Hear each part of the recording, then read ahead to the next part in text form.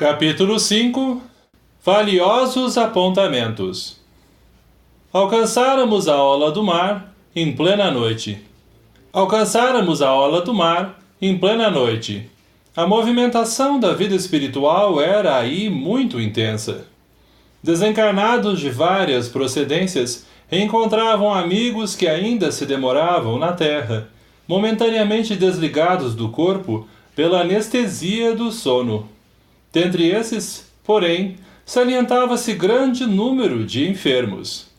Anciães, mulheres e crianças, em muitos aspectos diferentes, compareciam ali, sustentados pelos braços de entidades numerosas que os assistiam.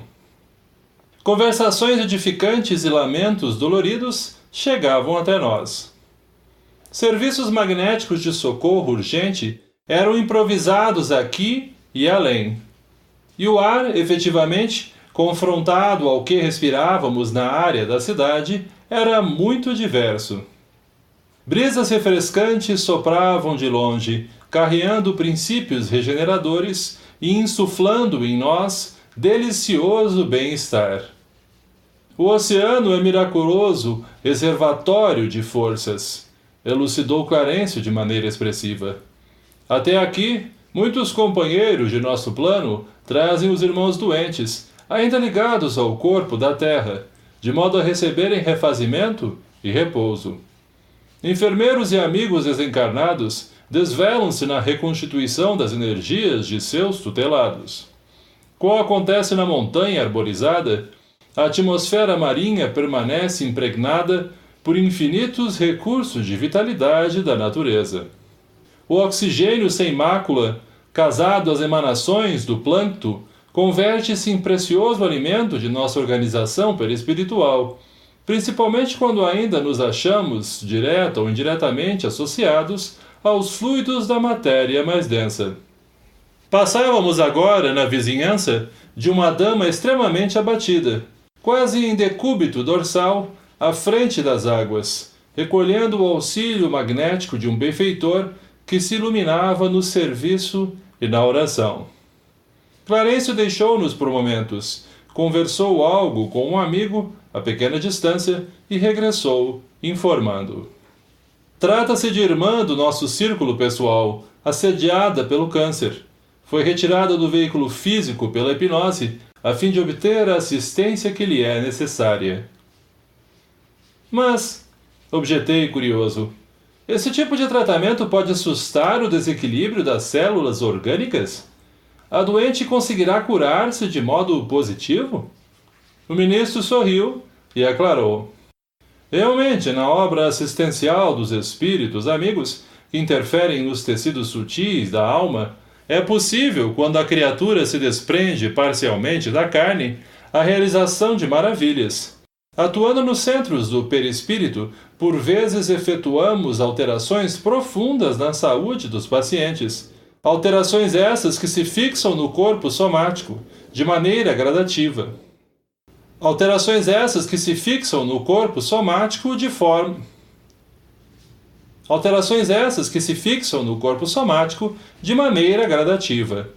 Grandes males são assim corrigidos. Enormes renovações são assim realizadas. Mormente, quando encontramos o serviço da prece na mente enriquecida pela fé transformadora, facilitando-nos a intervenção pela passividade construtiva do campo em que devemos operar, a tarefa de socorro concretiza verdadeiros milagres. O corpo físico é mantido pelo corpo espiritual, a cujos moldes se ajusta e, desse modo, a influência sobre o organismo sutil é decisiva para o envoltório de carne em que a mente se manifesta. Nesse ponto das explicações, porém, o ministro abanou a cabeça e ajuntou. Nossa ação, contudo, está subordinada à lei que nos rege. No problema de nossa irmã, o concurso de nosso plano conseguirá tão somente angariar-lhe reconforto. A moléstia, em razão das provas que lhe assinalam o roteiro pessoal, atingiu insopitável extensão. Quer dizer que ela agora apenas se habilita à morte calma?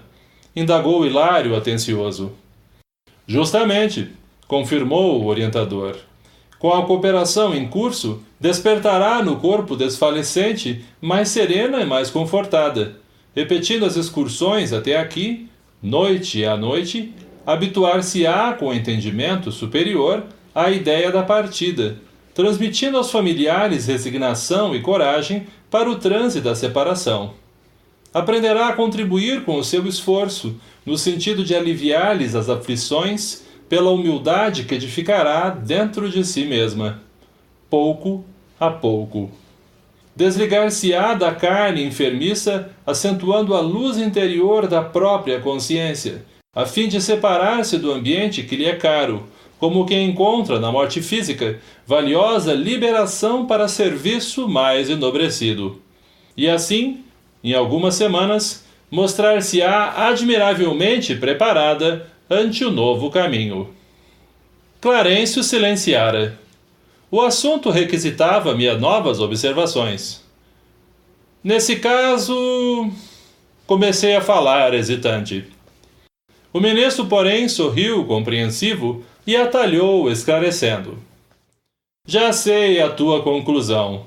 É isso mesmo. A enfermidade longa é uma bênção desconhecida entre os homens. Constitui precioso curso preparatório da alma para a grande libertação. Sem a moléstia dilatada, é muito difícil o êxito rápido no trabalho da morte. Nesse instante, contudo, Zulmira e Odila chegavam à praia, em sítio não longe de nós. Clarencio recomendou-nos atenção. Rodeámo-las prestamente, qual se fossem irmãs enfermas sob a nossa guarda. Nenhuma nem outra nos identificavam a presença, tampouco pareciam interessadas pelo movimento no logradouro. A primeira esposa de Amaro centralizava o olhar sobre a presa, enquanto a vítima revelava na expressão facial o intraduzível terror dos que se abeiram do extremo desequilíbrio. Zulmira ensaiava o gesto de quem se propunha a regressar precipitadamente à casa, mas, contida pela companheira, avançava entre a aflição e o pavor. E, repetindo as mesmas acusações que já ouvíramos, Odila martelava o cérebro da outra, reiterando desapiedada. Recorda o crime, infeliz! Lembra-te da horrível manhã em que te fizeste assassina! Onde colocaste meu filho? Por que afogaste o inocente? Não! Não! Gritava a pobrezinha dementada. Não fui eu! Juro que não fui eu! Júlio foi tragado pelas ondas! E por que não velaste pela criança que meu marido levianamente confiou às tuas mãos infiéis? Acaso não te acusa a própria consciência? Onde situas o senso de mulher? Pagar-me-ás alto preço pelo relaxamento delituoso. Não permitirei que Amaro te ame. Alimentarei a antipatia dele contra ti. Atormentarei as pessoas que te desejarem socorrer. Destruirei a própria casa de que te apossaste e me pertence. Impostora! Impostora! Sim, sim, concordava Zulmira, terrificada. Não matei, mas não fiz o que me competia para salvá-lo. Perdoa-me, perdoa-me. Prometo empenhar-me no refazimento da paz de todos. Serei uma escrava de teu marido e restituí-lo-ei aos teus braços. Converter-me-ei em serva de tua filhinha, cujos passos orientarei para o bem, mas por piedade, deixa-me viver, liberta-me, compadece-te de mim. Nunca, nunca, bradava a interlocutora friamente. Tua falta é imperdoável, mataste, deves confessar o delito perpetrado à frente da polícia. Dobrar-te-ei o serviço, serás recolhida à penitenciária para que te mistures às delinquentes da tua laia. Não, não, suplicava Zulmira com sinais comoventes de angústia. Se não aniquilaste meu filho, bradava a outra, cruel, devolve-o aos meus braços, devolve-o, devolve-o. Nesse momento, ambas se achavam à frente de determinada nesga da praia. Os olhos da pobre obsidiada adquiriram estranho fulgor. Foi aqui, rugiu a perseguidora rudemente. Aqui consumaste o sinistro plano de extinção de nossa felicidade. Qual se fora tangida de secretos impulsos, a segunda mulher de Amaro desprendeu-se dos braços que a constringiam e, penetrando as águas, clamava aflita. Júlio! Júlio! Odila, no entanto, perturbada e ensandecida, pôs-se-lhe no encalço. Sentindo-lhe a aproximação, Zulmira rodou sobre os calcanhares e disparou de volta ao lar. Acompanhamos as duas na competição a que se entregavam, sem perdê-las de vista. Varando a casa incontinente, dando a ideia de que o corpo adormecido era poderoso magneto a atraí-la, Zulmira despertou, alagada de suor, conservando no cérebro de carne a impressão de que vagueara em terrível pesadelo. Tentou gritar, mas não conseguiu. Faleciam-lhe as forças em colapso nervoso insopitável. A dispneia castigava-a com violência, enquanto as coronárias se mostravam entumecidas. Clarencio aproximou-se e aplicou-lhe fluidos salutares e repousantes. Acalmou-se-lhe o coração, vagarosamente, o campo circulatório tornou a feição normal.